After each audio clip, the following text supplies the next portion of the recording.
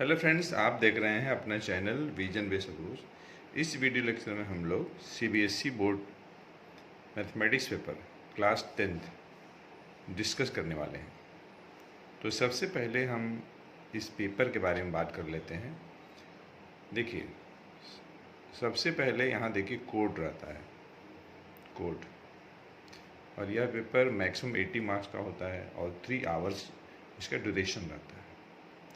कुछ नोट दिए रहते हैं जो कि ध्यान से पढ़ लेना चाहिए बच्चों को। और क्वेश्चन पेपर पढ़ने के लिए रीडिंग टाइम दिया रहता है 15 मिनट। 15 मिनट जब भी आपको पेपर मिलेगा उस समय से लेकर के 15 मिनट आपको देना है पेपर को पढ़ने में, और उस समय आपको लिखना नहीं है।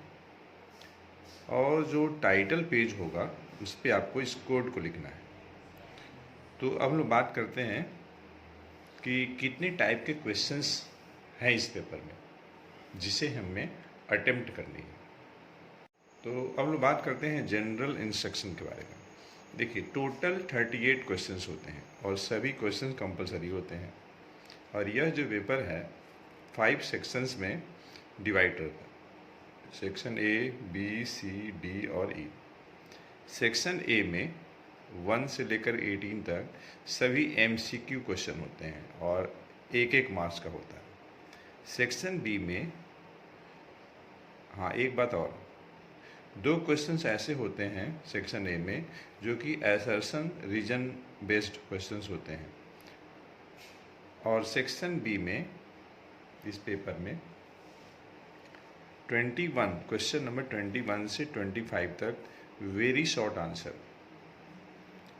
जो कि आपका 5 क्वेश्चंस होगा 10 मार्क्स का और हर एक क्वेश्चन 2 मार्क्स का होगा। सेक्शन सी में क्वेश्चन नंबर 26 से 31 तक शॉर्ट आंसर सेकंड टाइप, और ये 3 मार्क्स के क्वेश्चंस होंगे।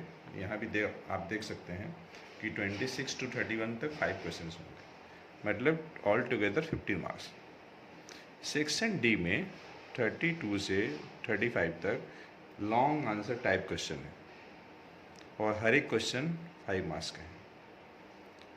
तो 32 से 35 तक यह आपका 4 क्वेश्चन हो जाएगा। 4 into 5 20 मार्क्स हो जाएगा। सेक्शन ई में 36 to 38 तक केस स्टडी वाले क्वेश्चंस होंगे या पैसेज बेस्ड इंटीग्रेटेड यूनिट्स होगा ये, और हर एक क्वेश्चन 4 नंबर का है। और इसमें देखिए इंटरनल चॉइस है, ठीक है, केस स्टडी में इंटरनल चॉइस दिया हुआ है। तो 36 to 38 तक कितना क्वेश्चन हो गया, ये आपका 3 क्वेश्चन हो गया और हर एक क्वेश्चन 4 नंबर का है, तो 4 into 3 12 मार्क्स हो जाएगा। सबसे इम्पोर्टेंट देखिए, there is no overall choice, overall choice कोई नहीं है, किंतु इंटरनल चॉइस दिए गए हैं। जैसे सेक्शन बी में 2 क्वेश्चन में, सेक्शन सी में 2 क्वेश्चन में, और सेक्शन डी में 2 क्वेश्चन में, सेक्शन ई में 3 क्वेश्चंस में। जहाँ कहीं भी आवश्यक है आपको फिगर स्केच करना है, और जहाँ कहीं भी आपको पाई की वैल्यू की रिक्वायरमेंट है तो 22/7 लेना है, कैलकुलेटर का यूज नहीं करना है। तो अब हम लोग क्वेश्चन डिस्कस करेंगे डीपली। तो फ्रेंड्स, सबसे पहले हम लोग सेक्शन ए डिस्कस करने वाले हैं। देखिए, क्वेश्चन हिंदी में भी दिया है, इंग्लिश में भी दिया हुआ है, तो हम इंग्लिश वाला क्वेश्चन जो है प्रेफर कर रहे हैं करने के लिए। पहले क्वेश्चन बोल रहा है कि in what ratio does x axis divide the line segment joining point A 36 and B -12 -3। तो इसका देखिए ये सोल्यूशन है। ये मान लीजिए एक पॉइंट है A और ये पॉइंट B है, ठीक है, और ये जो पॉइंट मान लीजिए ये आपका P है। मान लीजिए कि रिक्वायर्ड रेशियो लेमडा रेशियो 1 है, तो मैं P का कोऑर्डिनेट लिख दिया।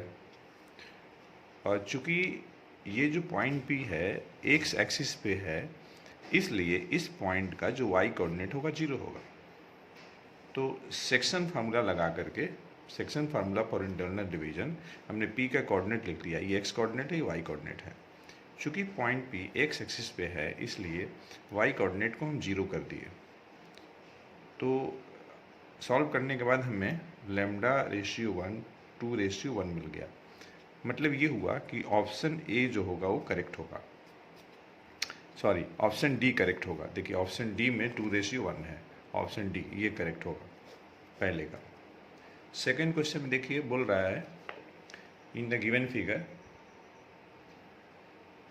पी क्यू टेंजेंट है is to the circle centred at O, मतलब सर्कल का सेंटर ओ है। एंगल ए ओ बी 95 दिया हुआ है, हमें एंगल ए बी क्यू बताना है, ये बताना है हम लोग को ये।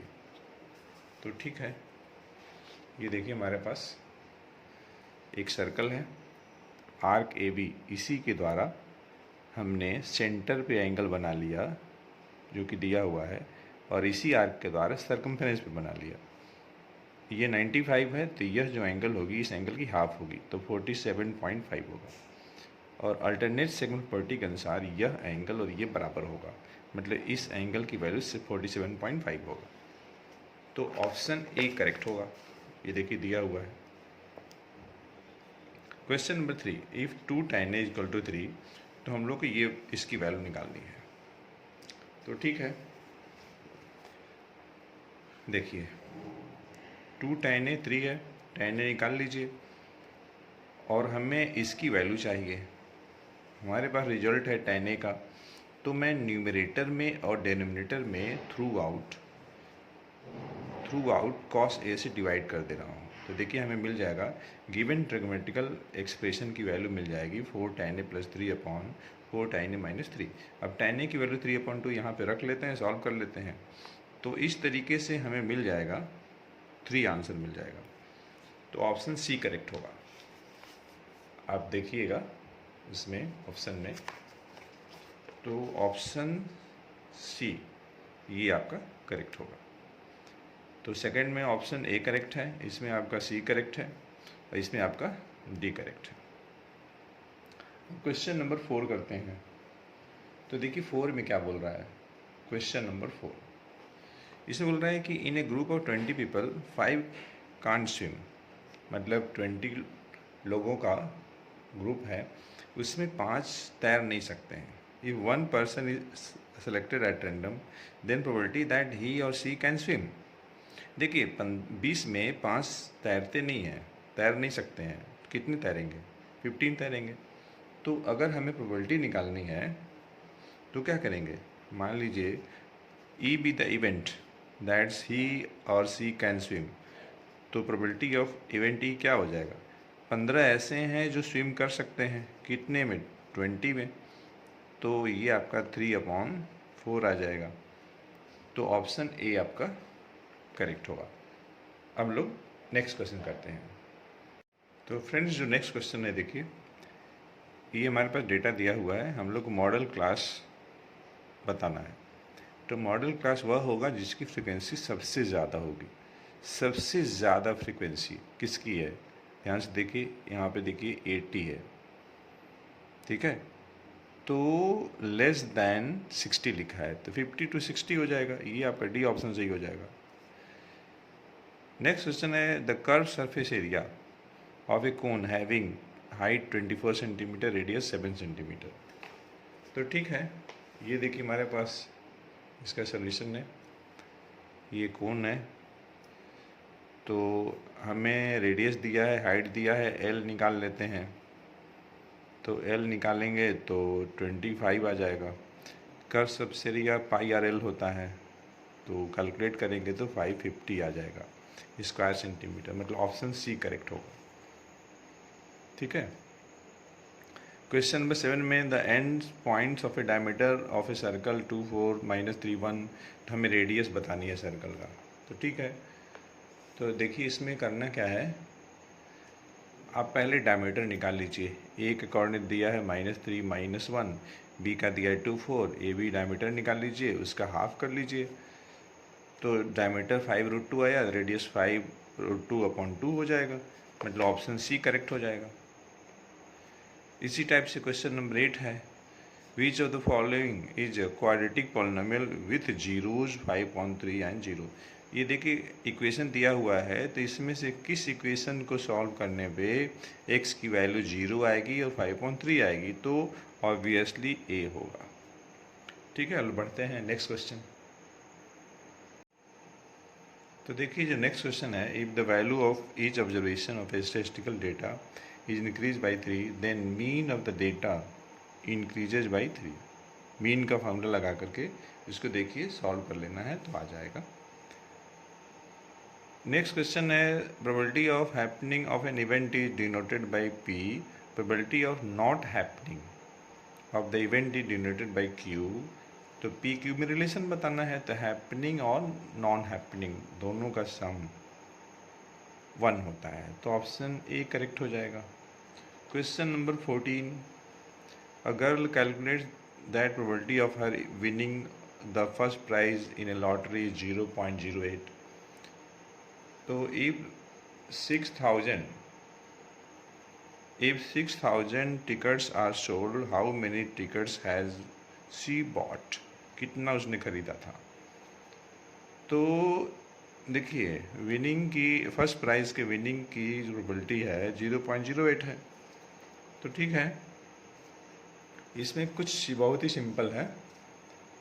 देखिए मान लीजिए कि n टिकट खरीदा उसने, तो n upon total number of tickets, ये प्रोबेबिलिटी हो जाएगा उसके फर्स्ट प्राइज विनिंग की, जो कि दिया है 0.08।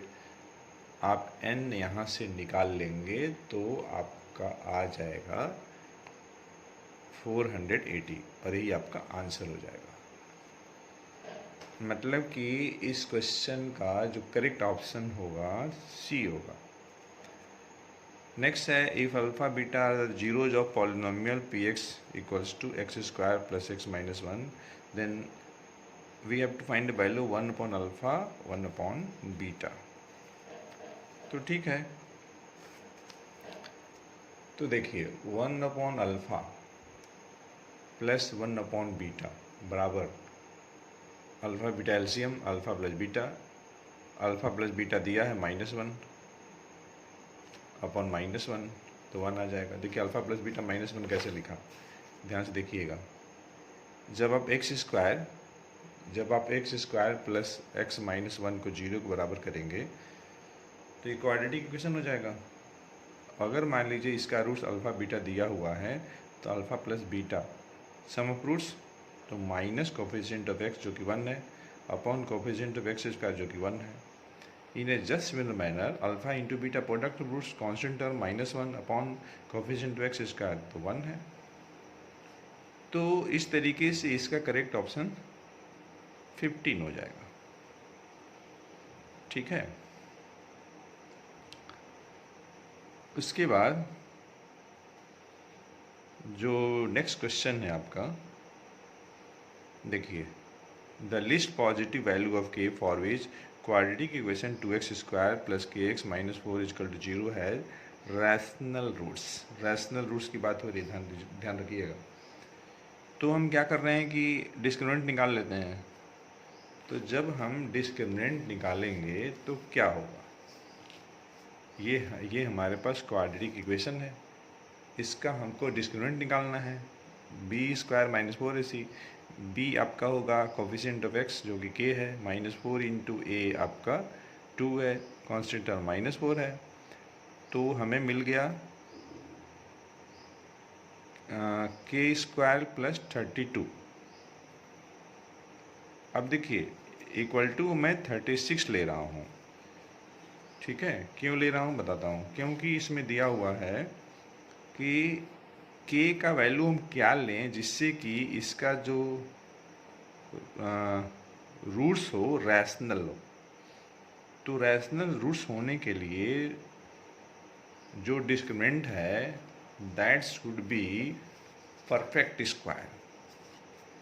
तो हम लोगों ने डिस्क्रिमिनेंट निकाला k स्क्वायर प्लस 32, इसका नियरेस्ट स्क्वायर नंबर क्या होगा 36 होगा, इसलिए मैं इसको 36 के बराबर कर रहा हूँ। k स्क्वायर की वैल्यू 4 हो जाएगी, k प्लस -2 हो जाएगा, तो ऑप्शन सी करेक्ट हो जाएगा। ठीक है, तो ये आपका सी करेक्ट हो गया। उसी टाइप से 17 हम लोग निकाल लेंगे। देखिए इसकी वैल्यू निकालनी है, सेक 60 रख दीजिए, tan 60 रख लीजिए, cos स्क्वायर 45 रख लीजिए। और जब आप रखने के बाद सॉल्व करेंगे तो आपको मिल जाएगा, सॉल्व करने के बाद देखिए सॉल्व जब आप करेंगे तो देखिए क्या मिलेगा। 5/8 cos 60 आपका होता है 1/2 होता है, लेकिन ये है sec 60, तो इसका रेसिप्रोकल हो जाएगा, स्क्वायर भी है तो 4 हो जाएगा, -3 tan 60 √3 होता है ना। तो उसका जब आप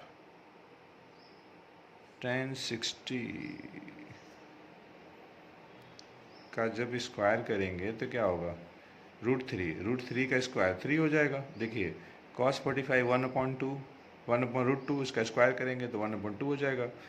ये देखिए कटेगा तो 5/2 हो गया, 5/2 प्लस हाफ -3, तो 5/2 मीन्स 2.5 और हाफ 3 हो गया, 3 - 3 0 हो गया। तो इस तरीके से क्वेश्चन नंबर 17 का जो करेक्ट जो आंसर होगा वह 0 होगा। ठीक है, इसी टाइप से हम लोग 18 भी कर लेंगे। जैसे बोल रहा है कि the curve surface area of a cylinder of height 5 centimetre is 94.2 square centimetre, radius of the cylinder हमको बताना है, पाई की वैल्यू यहाँ पे दिया है 3.14। देखिए कन्फ्यूज मत होइएगा, स्टार्टिंग में दिया था इंस्ट्रक्शन में, जनरल इंस्ट्रक्शन में कि जहाँ कहीं भी पाई की आवश्यकता है तो 22/7 लेंगे, लेकिन यहाँ पे चूँकि दे दिया है कि आपको 3.14 लेना है तो आप यही लेंगे, इसमें कुछ अलग से आर्गूमेंट नहीं होगा। अब ज़रा देखिए, ये हमारे पास फिगर है, कर्व सरफेस एरिया दिया है, हमने रख लिया। सिलेंडर का कर्व सरफेस एरिया 2πRS होता है, पाई हमने रख दिया, रेडियस निकालना है, एच दिया हुआ है क्वेश्चन में। सॉल्व करेंगे तो हमें रेडियस मिल जाएगा 3 सेंटीमीटर मिल जाएगा। ठीक है, इसका मतलब क्या है, इसका मतलब ये है कि करेक्ट ऑप्शन बी होगा। ज़रा देखिए 3 सेंटीमीटर बी में दिया है। और बढ़ते हैं नेक्स्ट क्वेश्चन की तरफ। तो नेक्स्ट क्वेश्चन देखिए है 1920 आपका जो है असर्शन और रीजन टाइप क्वेश्चन है। सेक्शन बी में देखिए वेरी शॉर्ट आंसर क्वेश्चन है और ये 2 नंबर के हैं हर एक क्वेश्चन।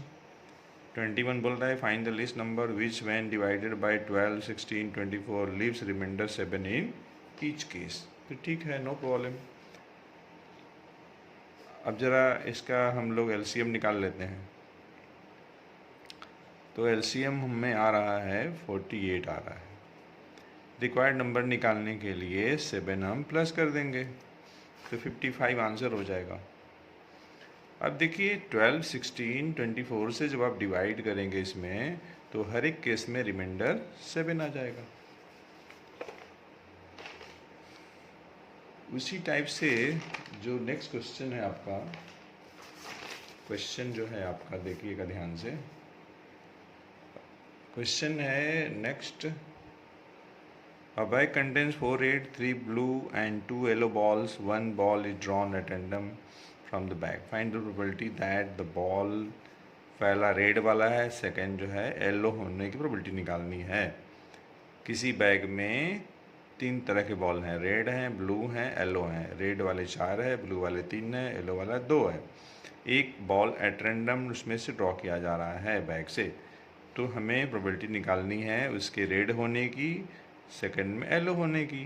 तो प्रोबेबिलिटी ऑफ रेड तो 4 टोटल कर लेंगे, टोटल आपका 4, 3, 7, 2, 9 है, 4/9 हो जाएगा। यहाँ देखिए प्रोबेबिलिटी ऑफ रेड 4/9, येलो 2/9, ये हो गया। उसके बाद देखिए सॉल्व करना है, बहुत ही आसान है। पेयर ऑफ इक्वेशंस ग्राफिकली, तो ग्राफ खींच के सॉल्व कर देना है। x = 5 ग्राफ की दीजिएगा, y = 7 कर लीजिएगा। तो x इजिकल टू 5 जो ग्राफ होगा it will be a line parallel to y axis and at a distance of 5 unit from the origin. y equal to 7 will be a line parallel to x axis at a distance of 7 unit from the origin.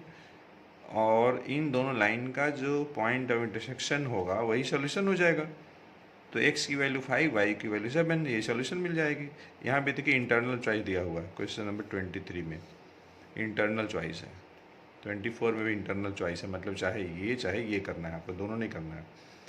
Question number 4 में जरा भी देखिए, trigonometry का question है. Sign theta plus cos theta दिया हुआ है √3, तो हमें साइन थीटा कॉस थीटा निकालना है. इसमें साइन अल्फा दिया है 1/√2 और आपका कॉट बीटा दिया है √3, तो हमें cosec alpha plus cosec beta निकालनी है.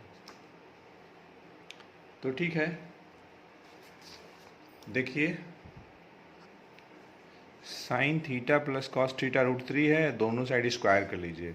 a plus B whole square लगा दिया, सिंप्लीफाई कर लिया, तो हमें sine theta into cos theta 1 आ गया. और ठीक है, तो हम लोग को वैल्यू निकालनी थी, हो गया. उसके बाद देखिए 24 ना, तो 24 का एक्चुअली ये 24 ही है. 24 का ये a है और ये आपका 24 का b है. इसमें साइन अल्फा दिया है 1/√2 और आपका दिया हुआ है कॉट बीटा दिया हुआ है. हमें चाहिए cosec alpha plus cosec beta. Cosec alpha 1/sin alpha और ये देखिए कॉसेक बीटा है 1/sin बीटा हो जाएगा. तो यहाँ से हम वैल्यू अगर रखेंगे तो हमें क्या मिलेगा, देखिए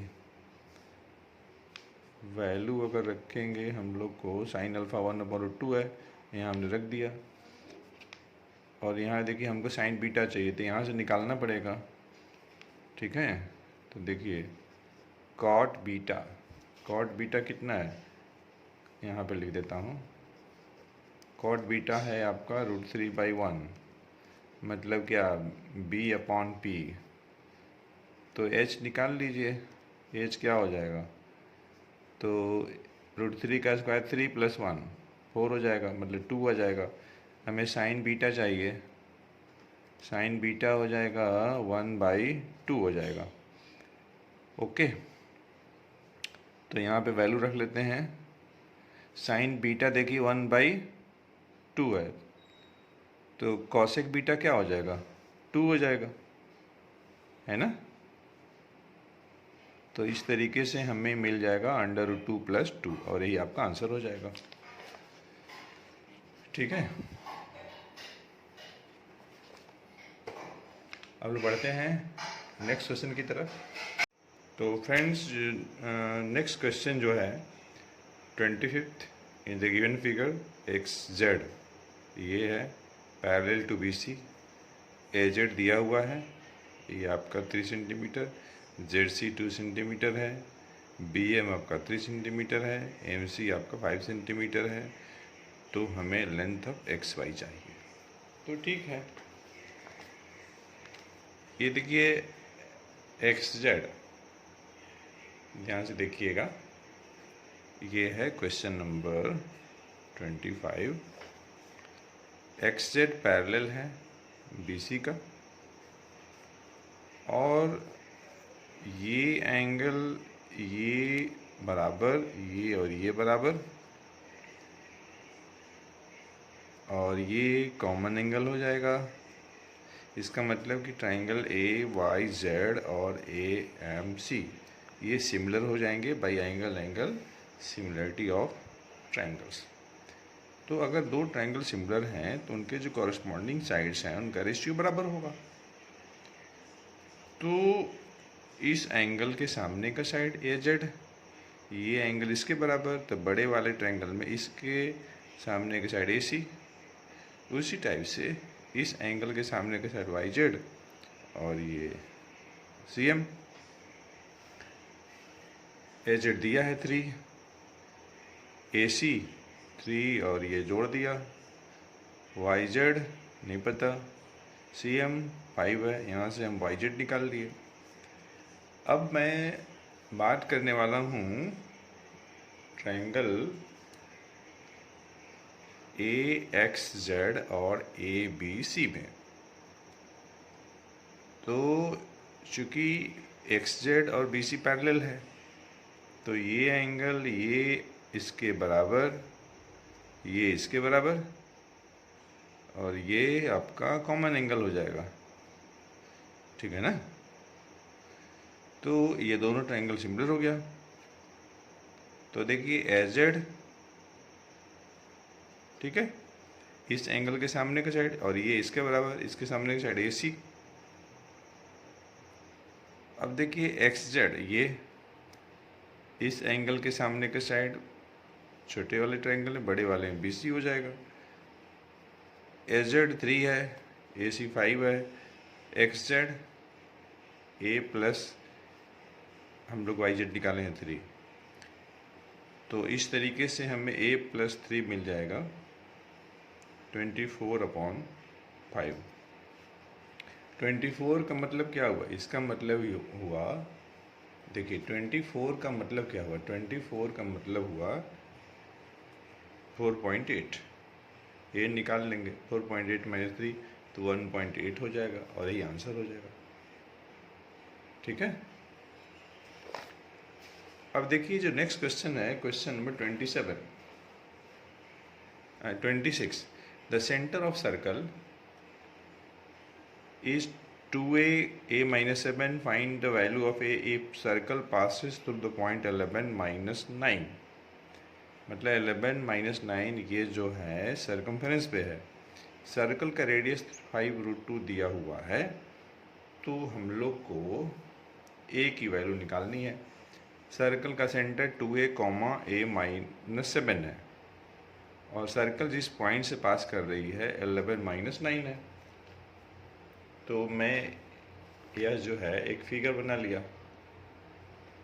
ये देखिए सर्कल का सेंटर 2a, a - 7, और ये पूरी सर्कल जिस पॉइंट से पास कर रही है 11 - 9 है। चूँकि OP रेडियस है, 5√2 दिया हुआ है, ये स्क्वायर कर दिए, OP स्क्वायर 50 हो गया। अब डिस्टेंस फार्मूला लगा करके इसको सॉल्व कर लेते हैं। तो हमें एक इक्वेशन मिलेगा, क्वाड्रेटिक इक्वेशन, a² -8a -15। फिर इसको हम फैक्टराइजेशन मेथड से सॉल्व कर रहे हैं, तो जीरो प्रोडक्ट लगाने के बाद a की वैल्यू 5 और 3 मिल जाएगी, और यही आंसर हो जाएगा। अब मैं बढ़ता हूँ नेक्स्ट क्वेश्चन की तरफ। तो नेक्स्ट क्वेश्चन है, 2 टेंजेंट्स TP एंड TQ, ये दो टेंजेंट हैं, are drawn to a circle with centre O from an external point T। Prove that PTQ equal to 2 times angle OPQ, ठीक है। यह जो एंगल है इस एंगल का डबल है, ये हम लोग को प्रूव करना है। तो ठीक है, ये हमारे पास फिगर है। देखिए OP radius, TP tangent, radius और टेंजेंट 90 पे होते हैं। OQ radius, TQ tangent. तो इन क्वाड्रिलेटरल OPTQ, यह जो एंगल है, इन दोनों एंगल का सम कितना होगा? 180 होगा, 90 90। ये एंगल और ये एंगल मिला करके कितना होगा? तो 180 होगा, ठीक है। अब जरा देखिएगा, राइट हैंड साइड बराबर, ये देखिए राइट हैंड साइड बराबर है। तो अगर राइट हैंड साइड बराबर है तो लेफ्ट हैंड साइड भी बराबर होगा। तो इन दोनों को इक्वेट करेंगे तो POQ कैंसिल हो जाएगा। तो हम लोग मिल जाएगा angle PTQ equals to 2 times angle OPQ मिल जाएगा। ठीक है। अच्छा, एक बात और यहाँ ध्यान दीजिएगा। अब देखिए एंगल पी ओ क्यू हमने यहाँ जो लिखा है ना, ये ध्यान समझिएगा मैं क्या लिखा हूँ। ये रेडियस है, तो ये ओ पी और ओ क्यू बराबर, तो फिर ये जो एंगल है ये दोनों एंगल बराबर होंगे। Angle opposite equal sides are equal in isosceles angle. ठीक है, इसका मतलब ये हुआ कि by angle sum property of triangle, किसी भी ट्राइंगल में तीनों एंगल का सम 180 होता है। तो एंगल पी ओ क्यू ये और ये दोनों एंगल चूँकि बराबर है, तो इन दोनों का सम हम लिख सकते हैं, या तो एंगल ओ पी क्यू लिख सकते हैं। देखिए इन दोनों एंगल का सम हम लिख सकते हैं, या तो angle 2 times angle O P Q या 2 times angle O Q P लिख सकते हैं। तो अपनी रिक्वायरमेंट के हिसाब से मैं ये प्लस इस एंगल का डबल 180 लिख दिया। और अगर हम क्वाड्रिलेटरल ट्रायंगल में चलते हैं ओ पी टी क्यू में, तो ये दोनों मिला करके 180 है, तो इन दोनों मिला करके 180 होगा। यहाँ लिख दिया। चूँकि राइट हैंड साइड बराबर है इसलिए लेफ्ट हैंड साइड भी बराबर होगा। तो इन दोनों को, इसको और इसको जब इक्वेट करेंगे तो ये कैंसिल हो जाएगा, तो हमें मिल जाएगा angle P T Q equal to angle 2 times angle O P Q. और यही हमें प्रूव करना था। तो बढ़ते हैं नेक्स्ट क्वेश्चन की तरफ।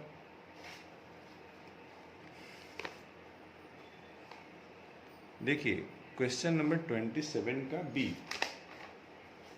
पे आते हैं।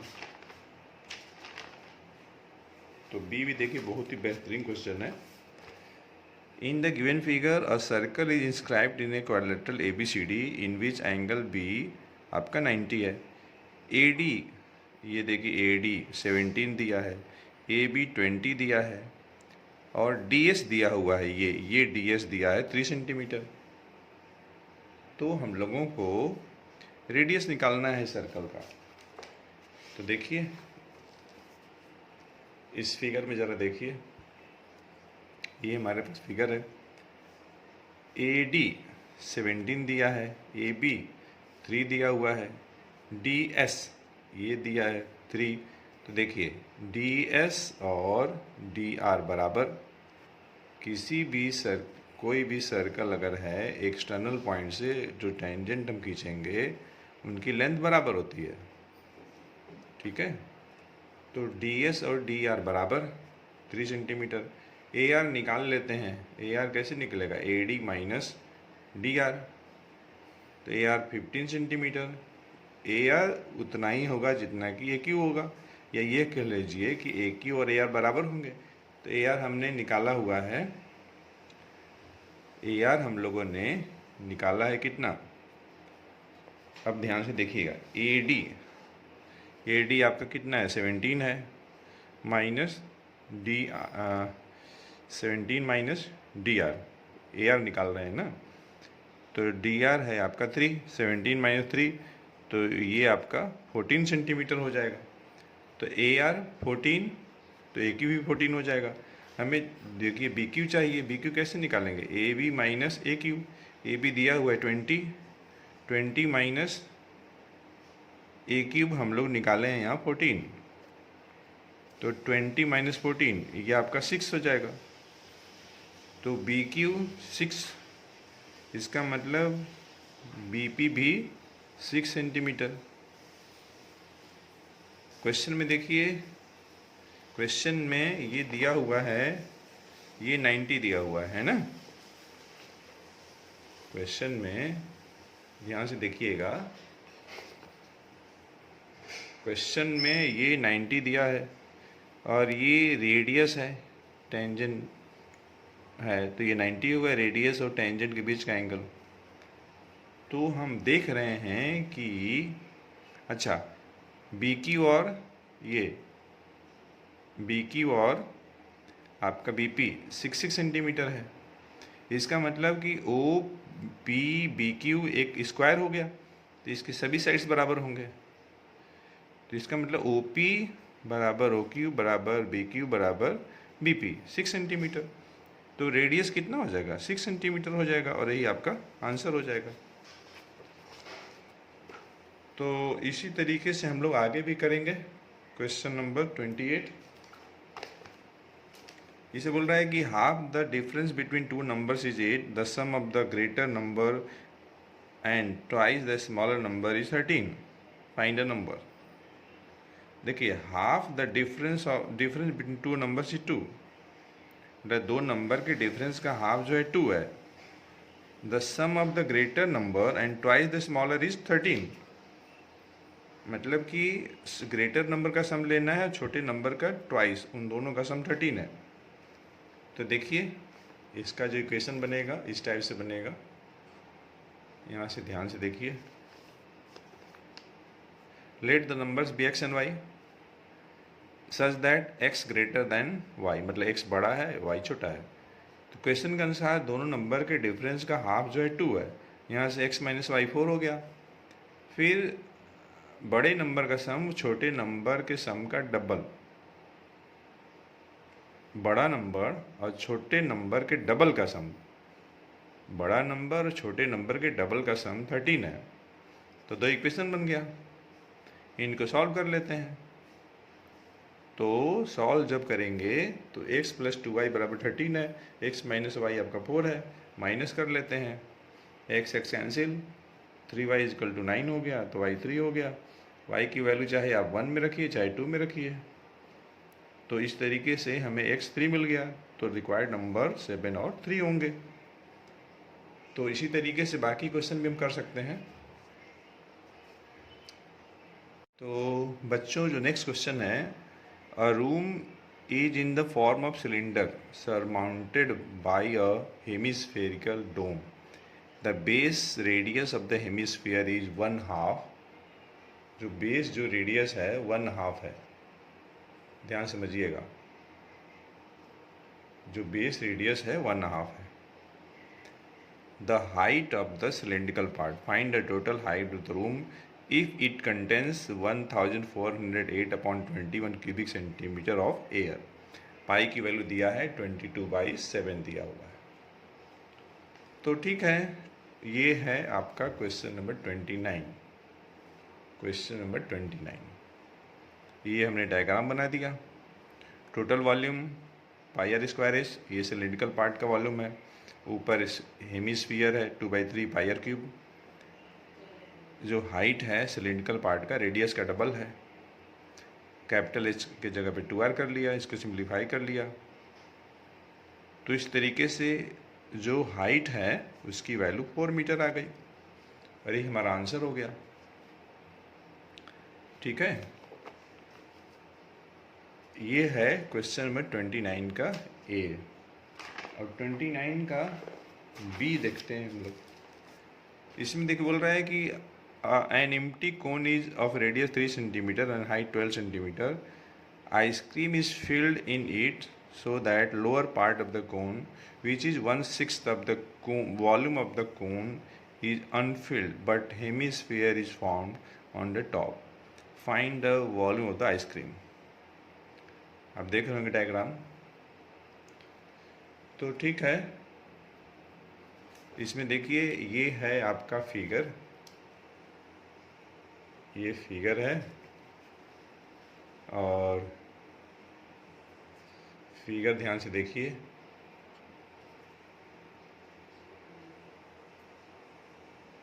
इसमें कहा जा रहा है कि जब हम लोग कुल्फ़ी वगैरह भरते हैं ना कोन में, तो कुछ पोर्शन खाली रहता है। कितना खाली है? तो कोन का जो वॉल्यूम है उसका 1/6 खाली है। तो ये हो गया कोन का वॉल्यूम और ये जो है आपका है वॉल्यूम ऑफ स्फीयर। तो ये तो कोन का वॉल्यूम और इस हेमिस्फीयर जो पार्ट है ऊपर उसका वॉल्यूम।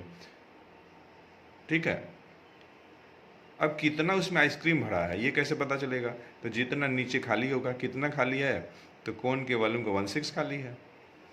ये कर लिया, सिम्प्लीफाई कर लिया, तो अल्टीमेटली हमें ये मिलेगा 1056/7 क्यूबिक सेंटीमीटर। अब हम आते हैं क्वेश्चन नंबर 31 पे। इसमें देखिए बोल रहा है कि prove that cos A minus sin A into sec A minus cos A के is equal to 1 upon cot A plus tan A. देखिए ट्रिग्नोमेट्रिकल आइडेंटिटी का ये क्वेश्चन है। LHS कॉस ए के minus sin A into sec A minus cos A, cos A को sign में बदल दिया और यहाँ सेक को कॉस में बदल दिया, तो ये हो गया। सिंप्लीफाई कर लेते हैं तो हमें मिलेगा कॉस ए इंटू साइन ए, हम अपने मन से 1 मान लेते हैं डिवाइड में, 1 के जगह हम लिख देते हैं cos square A plus sin square ए। अब देखिए यहाँ पे हम कर क्या रहे हैं, a अपॉन बी को मैं लिखने वाला हूँ 1 अपॉन बी अपॉन ए अपनी रिक्वायरमेंट के हिसाब से।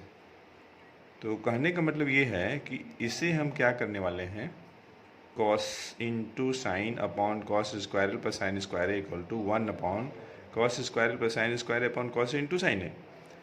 अब इस कॉस इंटू साइन ए से हम इसमें भी डिवाइड कर इसे भी कर रहे हैं, तो हमें मिल जाएगा 1 upon cot A plus tan A, और यही हमारा RHS हो जाएगा।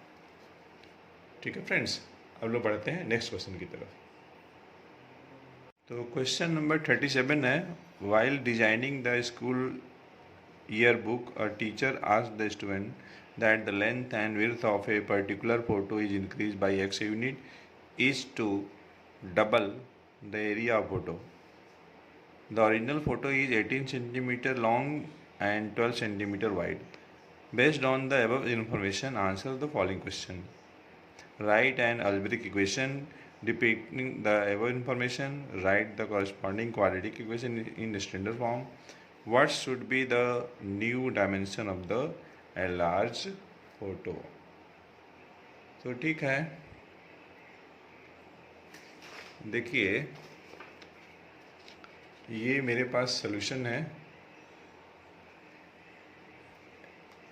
18 प्लस एक्स 12 प्लस एक्स बराबर 2 इंटू 18 इंटू 12। ये हम लिख रहे हैं अकॉर्डिंग टू क्वेश्चन, जैसा कि क्वेश्चन में कह रहा है। ठीक है, अब ज़रा देखिएगा 18 2 इंटू 12 24 हो जाएगा। तो अगर आप कंपेयर करेंगे इससे और इससे, ध्यान से देखिएगा, तो 18 को 12 प्लस 6 लिख सकते हैं और 24 को 18 प्लस 6 लिख सकते हैं। यहाँ भी देखिए 18 plus x 18 plus 6 12 plus x 12 plus ये, तो इस तरीके से x की वैल्यू कितनी आ गई, 6 आ गई।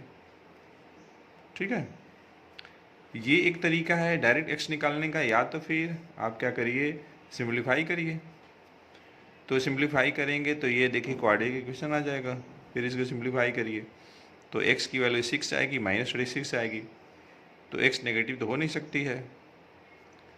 तो original dimension 18 centimetre by 12 centimetre था, न्यू डायमेंशन क्या हो जाएगा, तो 18 प्लस 6 24 सेंटीमीटर, 12 प्लस 6 तो 18 सेंटीमीटर, मतलब नया जो डायमेंशन होगा 12 सेंटीमीटर बाई 18 सेंटीमीटर होगा। तो फ्रेंड्स, इस वीडियो लेक्चर में हम लोगों ने CBSE board class 10th mathematics का पेपर डिस्कस किया। जैसा कि आपको बिगनिंग में ही बताया था कि यह पेपर 3 आवर्स का होता है और 80 मार्क्स का होता है। क्वेश्चंस ध्यान से पढ़ना चाहिए, उसको समझना चाहिए, और क्वेश्चन पढ़ने के लिए 15 मिनट्स का टाइम भी दिया रहता है, और उस टाइम को अच्छी तरीके से यूज़ करना चाहिए बच्चों। इस बात को हमेशा याद रखिएगा, जितने ढंग से आप क्वेश्चन पढ़ेंगे उतने अच्छे तरीके से आप पेपर कर पाएंगे। तो friends, thanks for watching the video lecture.